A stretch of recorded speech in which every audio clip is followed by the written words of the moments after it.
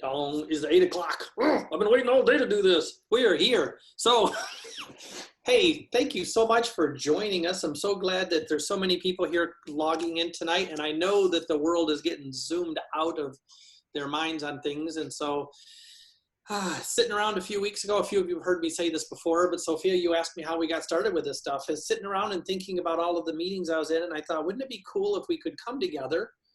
But we still have to be apart. So we would be like together, but distanced. So then I thought of distancing together. So we're going to be together yet distancing. So we're safe this way.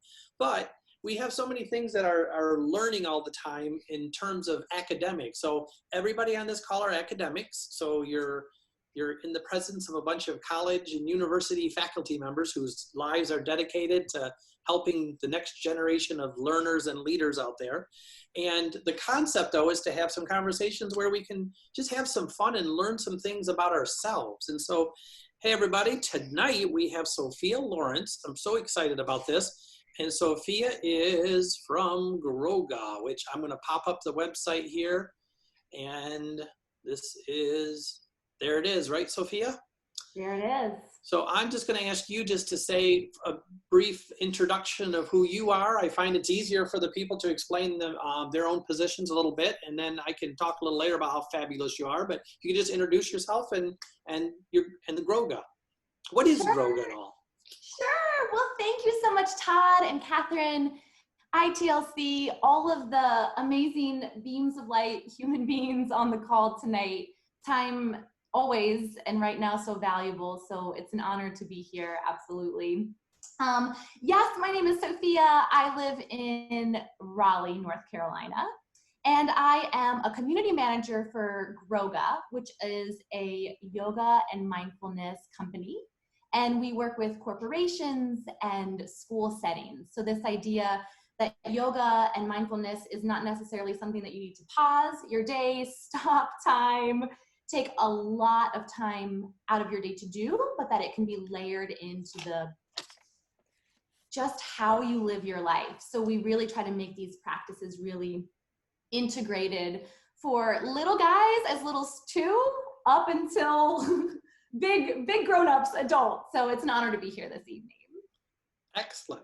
And if you do have questions for Sofia afterwards or at any point later, if you go to Growga.com, that's an easy one right there, mygrowga.com, and then Growga for grown-ups, or you pick Growga for kids, it's up to you. But About Us has a contact, so you can catch her from that way. So that's how you can find her. So I'm going to stop sharing this, and we'll go back to Sofia. This is great. Okay. All right. So, oh wait, I'm so sorry. So I didn't hear. So how did you get involved with Growga then? Sure. So my professional career has always involved kiddos. So I started in the mountains of North Carolina. I was the director of a traditional residential summer camp, high adventure, kayaking, horseback riding. And then I moved to Raleigh. I became a director of a museum here in the state capitol. And then ultimately landed at Growga, saw how yoga and mindfulness affected people's lives, how it really just enhanced all the interactions, everything that we were doing. So I moved over to dedicate full time over here. So it's been quite the joy, quite the adventure. Well, that is fabulous. And thank you so much for coming and sharing your time. And then the last thing I forgot, because I get so excited about these things, if anyone has any questions down at the bottom, you just go to the chat button there and type in, or Catherine, is it chat or Q&A we like to use? It is Q&A. Q&A. So click on the Q&A button and you can ask questions. And then when you ask questions, Catherine Smith will kind of field the questions and get them to Sophia. So ask away. But in the meantime, until there are questions, take it away there, Sophia. Sure. Well, again, thank you again. And for everyone, ITLC, it's such an honor. All of the work that you all do is so amazing, educating the future. So I'm really grateful to all of you. And I don't know if you all saw, but The Atlantic did a series of interviews with kiddos, elementary school age kiddos, about their experience with COVID.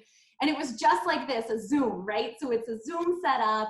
There's a little boy, he's probably 7, 8, so second, third grade. And there's a chair right in front of this camera. He's meant to talk to the reporter, and there's this brown little poodle. And so the little boy turns to his dog and he says, Harry, you have got to get out of the seat now. You're not the one talking to the lady.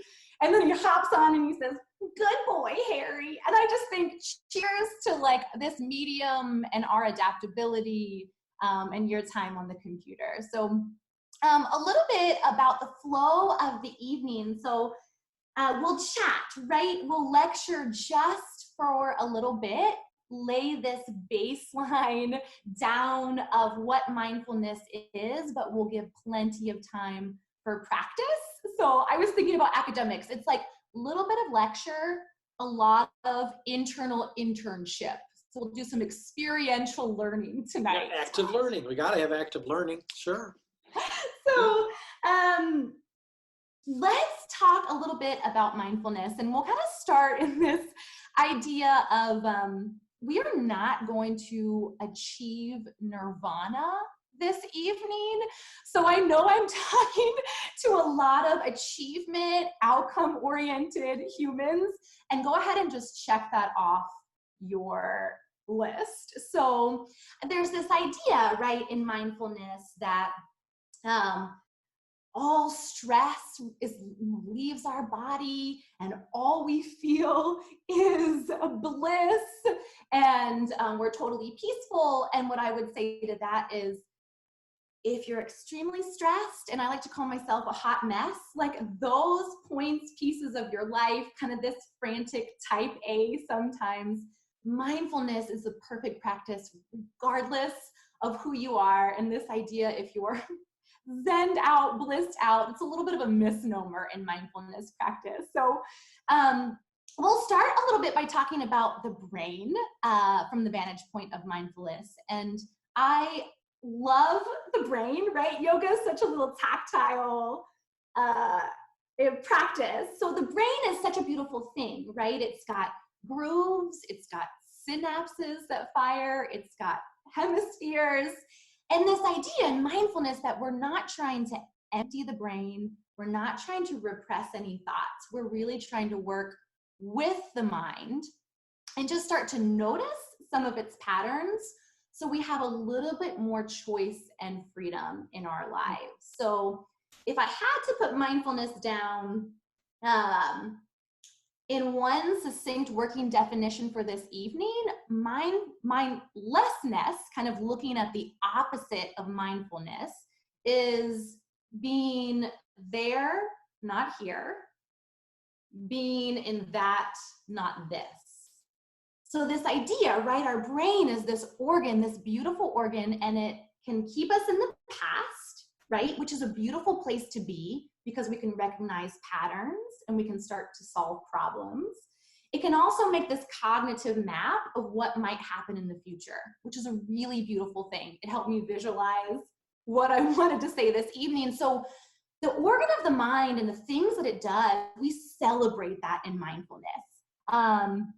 But this idea, right, that we also want to have choice so that we're not missing life as it's unfolding in the moment, right? We can choose and watch where we want to be, back here, in front of us, or right here in the moment. And one thing I should mention, so my background with yoga and mindfulness is in a therapeutic standpoint. So this idea that trauma and our experiences can kind of get calcified and stuck in the physical body.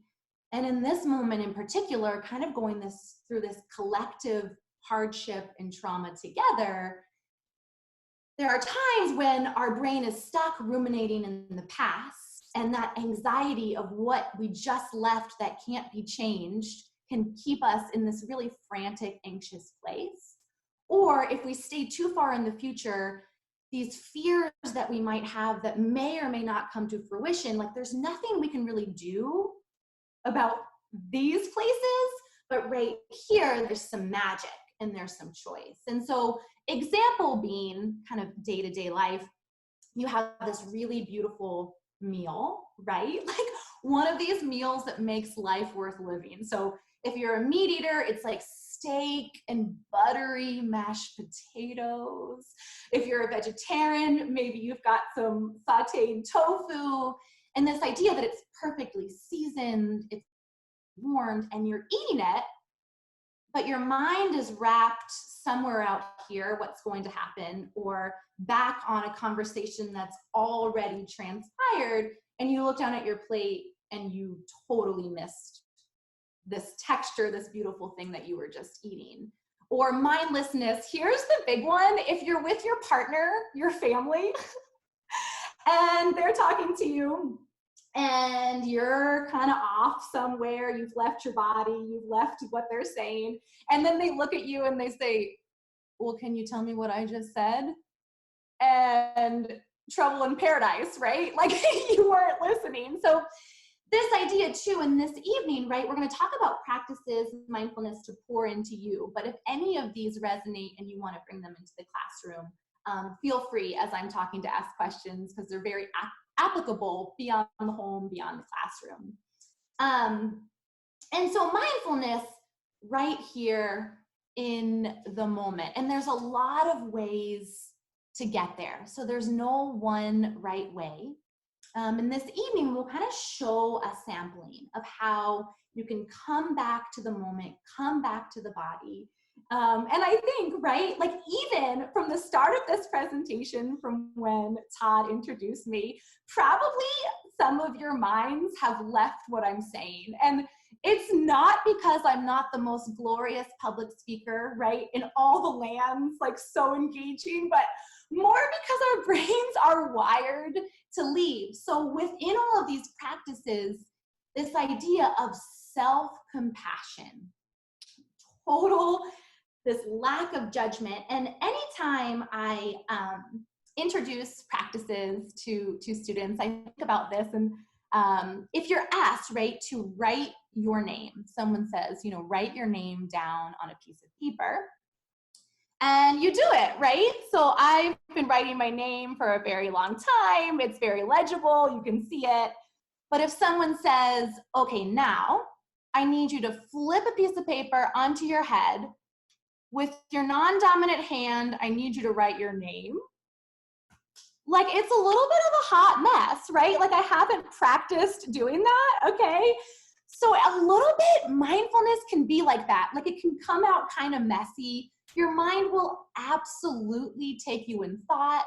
Your body will absolutely be restless. And this idea that you just recognize it, be compassionate with yourself, have a little bit of a sense of humor, and you'll have a successful night. So taking all of that into consideration, let's kind of move into some practice pieces. So we'll start with the physical body. Yes, Todd, yes. I was going to ask you real quickly, because Sarah Tan had asked a question, is maybe you could answer quickly before we move into those. What's the relationship and the difference between yoga, meditation, and mindfulness? Love it. The way that I like to think about yoga and meditation are there two avenues to come back to mindfulness. So mindfulness is noticing the moment that you're in. So not the moment before, not the moment you're about to enter, but truly the moment that you're in. And we'll work a little bit with the physical body. So this idea that yoga is one way to get you there. Your muscles are going to lengthen, they're going to contract, and they'll get a little bit brighter. The messages will get a little bit louder, and you can feel them. So you're in your body in that moment as it's presenting itself to you. Meditation, another way, right? If you're doing a guided meditation, you're listening to the voice. Meditation that focuses on the breath, and we'll go through some of these practices. That breath is bringing you into the moment. So I think about yoga and meditation as tools to help you access mindfulness. Perfect. That sounds great. Thank you. Awesome. Okay, cool. Awesome. And also lots of freedom. So we're all showing up in houses with kids and animals and dogs. And so like, even if you're like sipping your adult drink, like it's all good right now. You can access mindfulness doing all the things. So I love to start right with the physical body. because that's a really tangible place to start with mindfulness. So there is a principle in yoga called Apana Vayu. Don't remember the name, it's outrageous. Don't make space in your brain for something else, but it's this idea of this unconscious holding pattern of muscular tension, and it's the in and up. So sometimes it's a little bit hard to sense in our own body, but really palpable places are pinch between the eyebrows, hinges of the jaw. So if you notice during the day that your teeth are really clamped, your tongue is shoved to the roof of your mouth. Another place too, a lot of us wear our shoulders as earrings. So this like fluidity, bringing those shoulders down. Often people, I think men often can feel this sort of in their glutes, right? They're at the base of the pelvis, you're kind of held up and in. And then another place we can feel it, especially I think when we're teaching, going back to Todd's evil rub, is like this like clench in the hands and the fingers. So truly, that is lesson 1 in mindfulness. If while I was talking, your tongue softened, your jaw got any bit looser, you had space in between your eyebrows, that was mindful. You noticed your body, you felt the moment.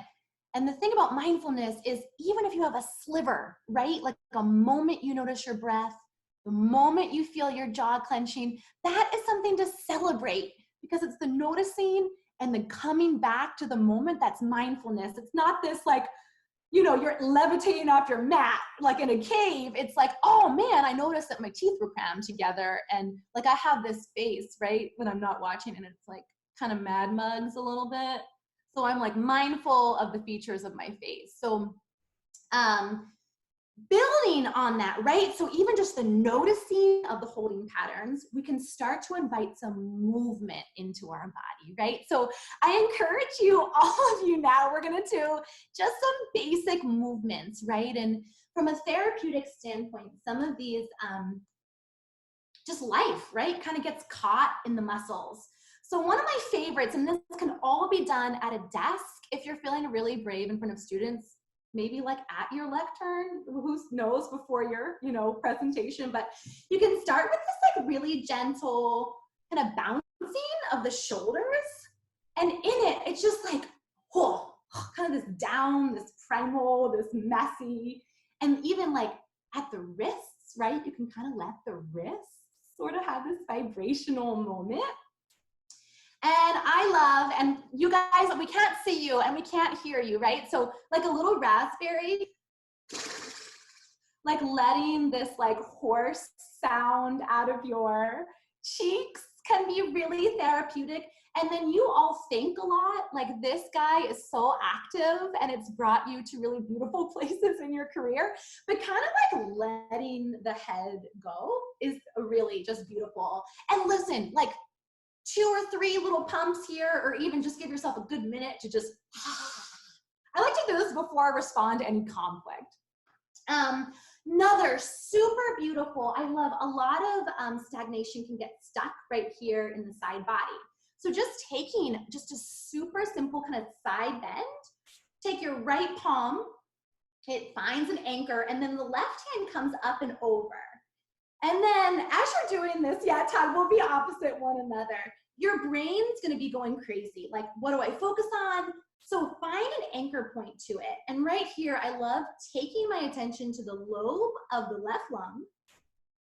And you start to feel as you inhale, that lobe of the lung expands and it presses the rib cage out. It's just super powerful and nourishing. There's no narrative. You don't have to figure out how that's happening. And then go ahead and go to the other side. So if you're a biology professor, just, you know, take the cognitive load off. Just feel the breath. Again, this time it's that right lung. Attention as it just fills the intercostals, the space of the rib. And then I love a twist, right? So I like to take a palm to an opposite knee, one hand behind me, and you can just really like bring out the low back, right? Kind of give the heart space. And really here, The mindfulness practice is you're noticing which muscles start talking to you.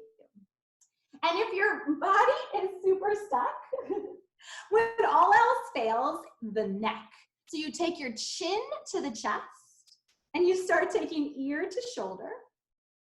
Oh, back and forth. And if any sounds want to escape the body. And what I love, especially when I'm working with corporate clients that do a lot of public speaking, our vocal cords, man, they need a rinse, right? And so again, celebrate. If you feel your neck muscles right now, you are alive, you are in the moment. And I tell people too, right? As you start moving your physical body, you're gonna feel aches and cricks and pains. Hoorah, right? That means you're alive. That means you're living. So even those like kind of icky sensations in the body are a really good tangible reminder that like, yeah, okay, I'm here. I got it. So we'll move into, so we've got the physical body, and I always love just side bends, twist, a little shake before you start to settle the system. Using the breath, right? So here's another practice, using the breath to come back to the moment, notice what's happening, kind of let the past be. Don't choke possibility, don't predict the future, just right here, where you are, moments of high anxiety. I recently heard a really beautiful, her name is Lisa D'Amour, and she's a psychologist out of New York. And it was just the most gorgeous conversation about mental health.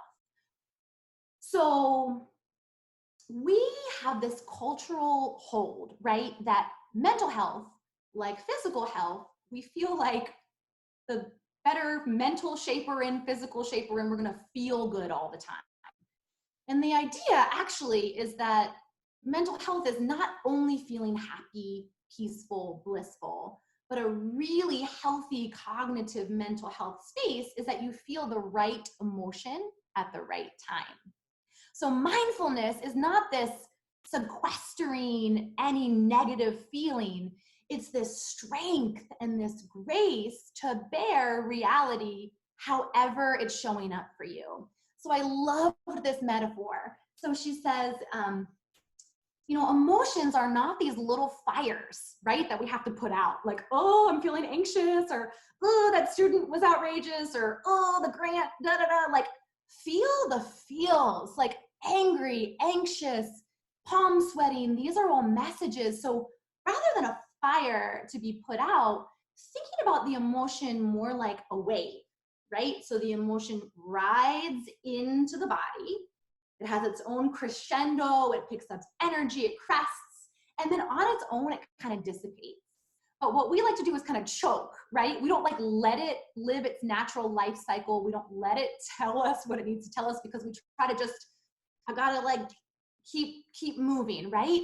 And what I loved about that is the emotion, like a breath, like a wave, is mirrored in the breath, right? So think about that. The inhale comes into the body, it crests, it exists, and then exhale, it leaves, right? So the more we can get in tune with our breath, this ebb and flow, this in and out, begin again, let it be, let it live, we give more space in the physical body for this expansive texture of emotions, like all the feels, right? So we'll practice some deep breathing, and I'm gonna tell you, this is the hardest one for me. My brain is all over the place. So again, it's gonna happen. You'll leave your body, you'll wander, and like all the things, it's the coming back. Before we start to feel the breath and kind of give some cues to really like, what am I looking for? What does it mean to feel the breath? I really love finding something in my workspace or my home that's a visual marker that reminds me to check in with my breath. So recently for me, this idea right now, we're all hand washing, lots, and for a long time, right? And this is such a beautiful place to be like, okay, I gotta remember, this is my mindful moment. Because what hand washing does is this really beautiful idea that we need to take care of ourselves And by doing that, we are contributing to the greater good, right? So like as college professors, right, like you are changing the future, and this hand washing can just be your indicator to say like, hey, I'm here. I can feel the water. I can smell the soap. I can remember my breath. So if you want to kind of make that your little hook, your little reminder in the upcoming weeks and months, so beautiful. The other thing about movement and yoga and breath, I think there's kind of a brand of yoga, right? That it's this luxury, or it's a little self-indulgent, or it's like frivolous, like it's separate from our work, right? Like it's separate from us. It's this exercise thing I do on my free time. But what's really, I think about, if COVID-19 is teaching us anything, and there's quite a few things it's teaching us, is proprioception, right? Like this idea that how we move matters. How we orient our body in the physical space away towards people.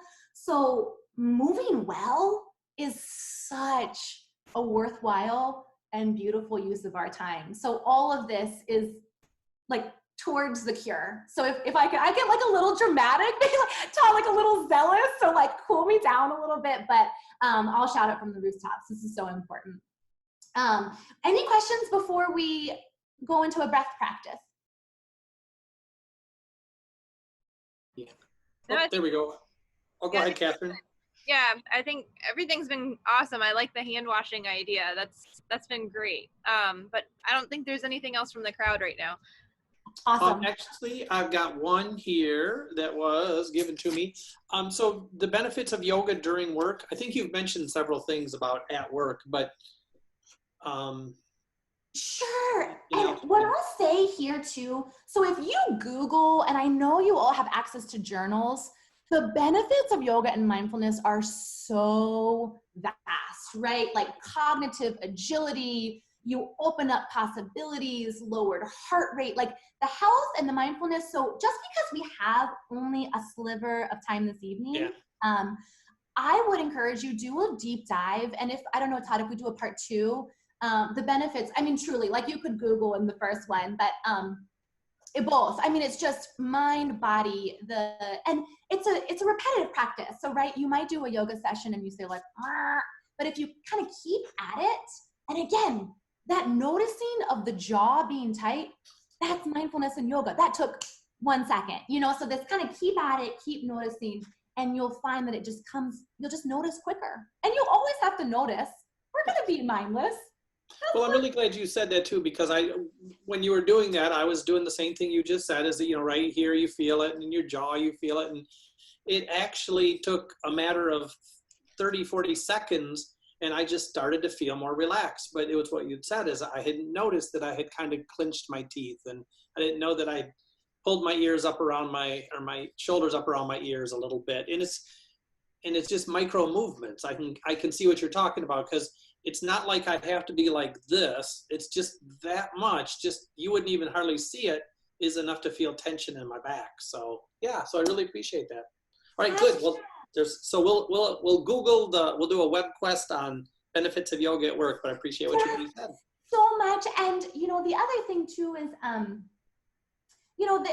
we can go, there's so many metaphors, right, between life and what happens with mindfulness and with yoga. But I think and this is a little bit wider than I think what this webinar is meant for. I think about the difference of life if I don't notice my face like this, and how different my reality could be. Not saying, and especially for women, like it's not a smiling scenario. Like it's truly just showing up with an open, aware posture. And if you want to be aware of a mad mug, then you got the mad mug and the clenched jaw, like but it's choice and freedom and noticing, and how different your reality can be.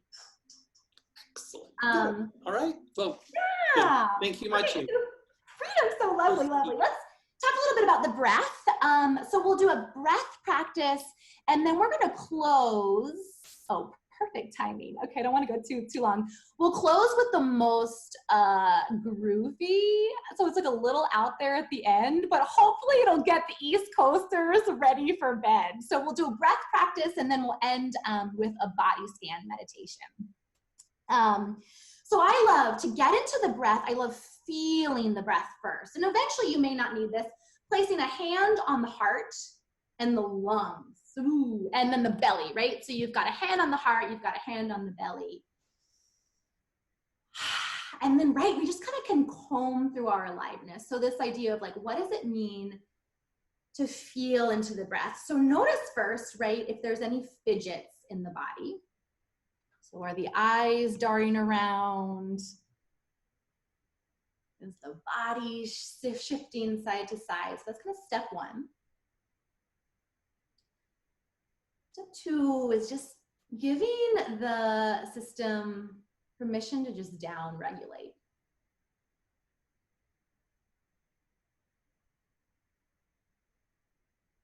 And then on the inhale, you're going to feel the lungs and the belly expand and press into the palms. So go inhale. Exhale, you hug back in.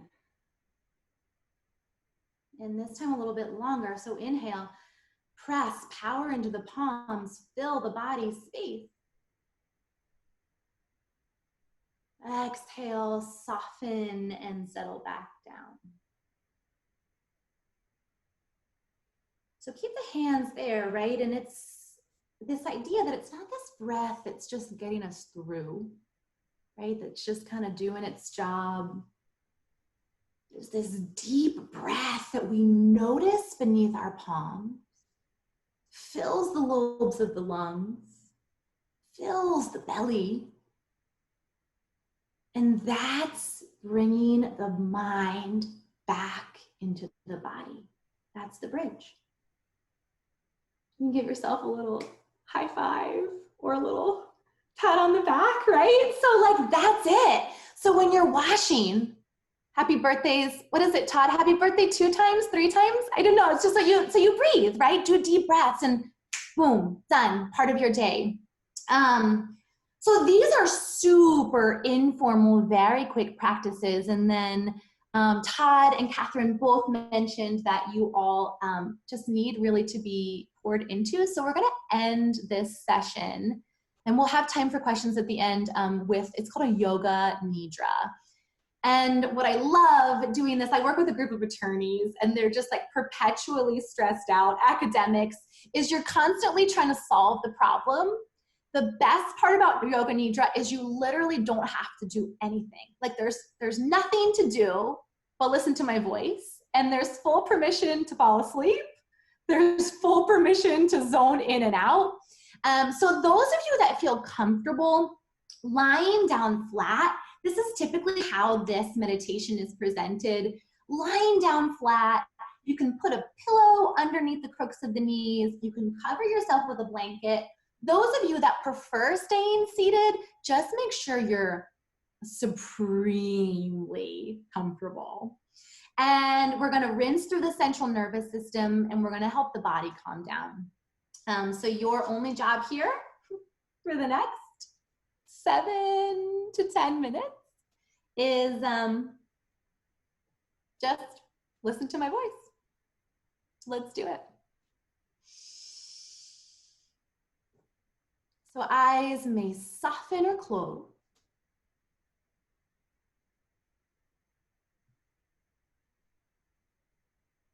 And you'll begin by becoming aware of sound.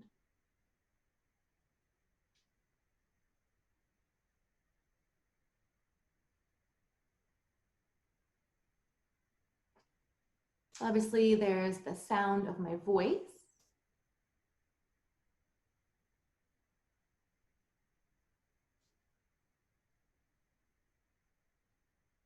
Notice any other sounds in the room, the coming and the going.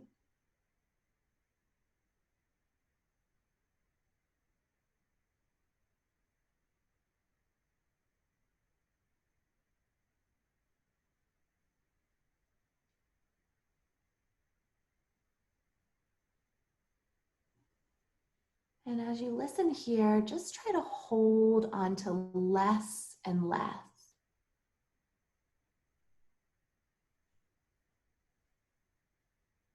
So no grasping, no preference for certain sounds if you can help it.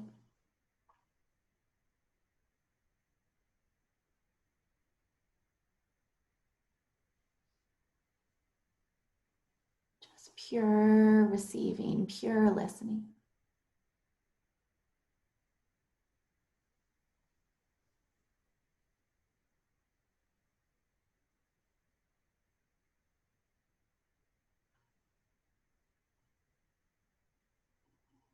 So slowly you notice the body disengaging with what is outside of it.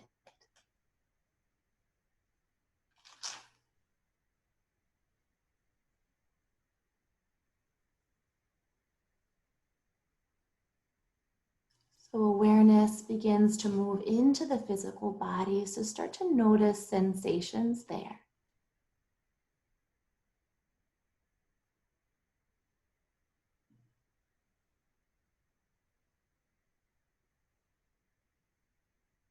Familiar sensations that you felt before.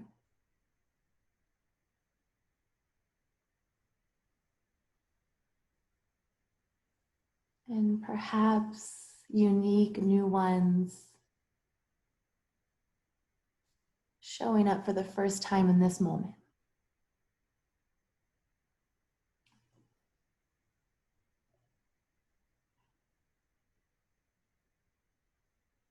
Sense that the floor or the chair beneath you is completely supporting the physical body.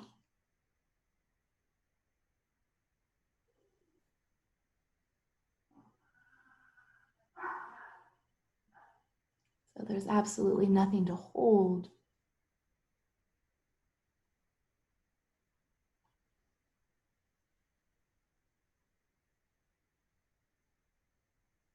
And this restfulness on the floor allows you to drop deeper and deeper into relaxation.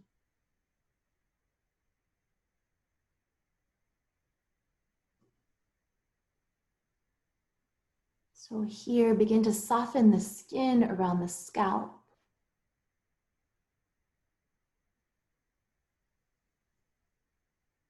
The inner realm of the jaw, release it.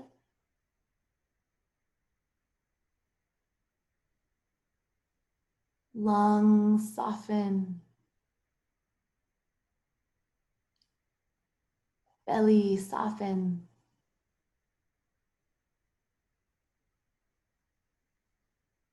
You start to sense the pull, the draw of gravity on the finger.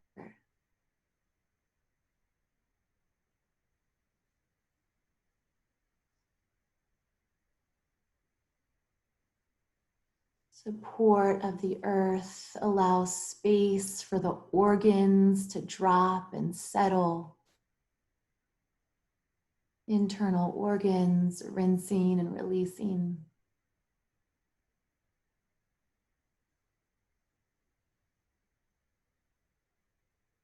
Lower belly.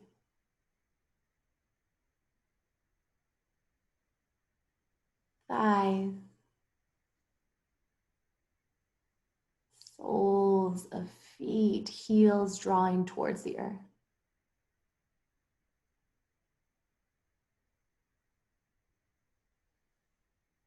You'll let go here of all effort, so no need to hold the body. Give the weight to the support of the earth.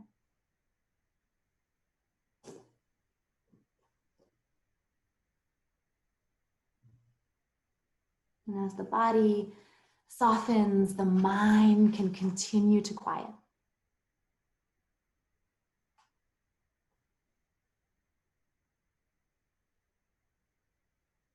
So notice the breath, right? Become of the breath, become aware as it moves in and out of the body. And release all need to control the breath. It simply enters the body and leaves the body.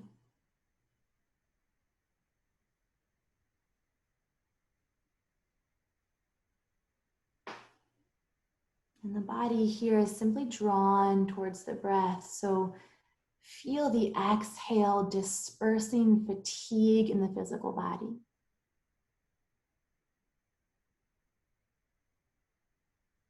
And the natural inhale, restoring, absorbing vitality in the body. So exhale, disperse fatigue. Inhale, an invitation for vitality to re-enter the body.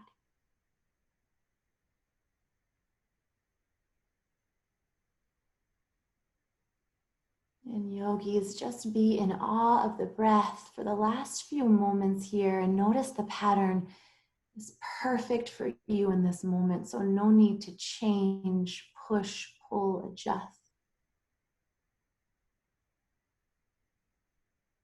In awe of the breath that gives us another evening, another day to live, play in, explore, support.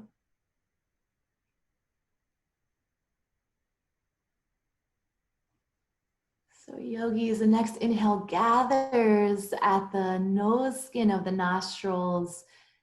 Exhale can be audible, a little messy. Start to bring movements back. So some fluidity in the joints. Kind of wake up to that aliveness once again. Shapes in the body, maybe full morning stretch. And then come on back. So that was an example of just a gentle body scan, guided meditation.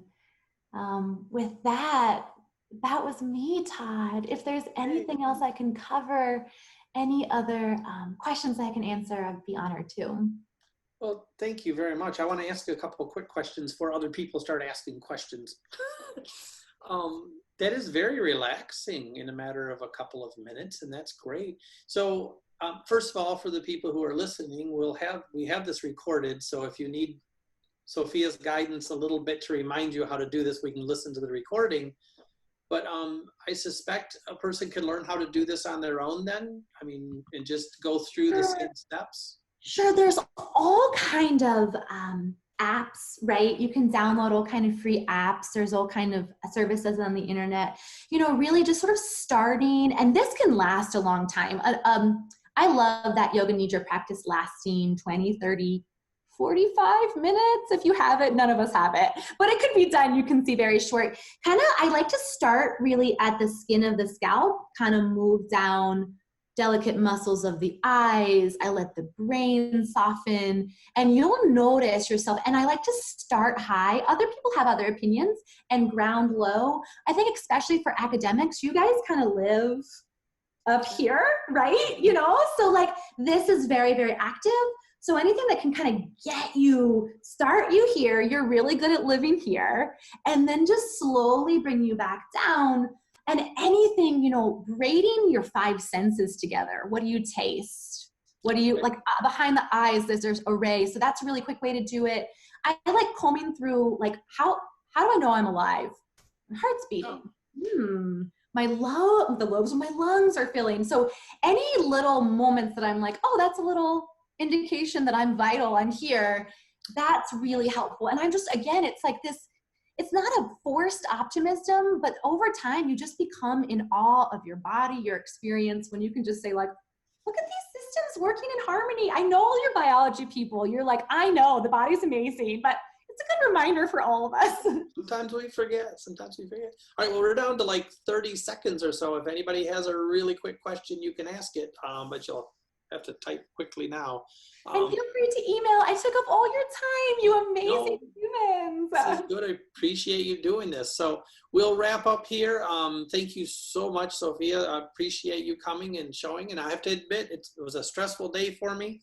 and it felt good to kind of relax there. And the thing I got out of it, which I really love, is even a matter of, I think you did that for 6 or 7 minutes, but to take 6 or 7 minutes out of the day periodically, you know, a person could do that a couple times in the morning, sometimes in the afternoon.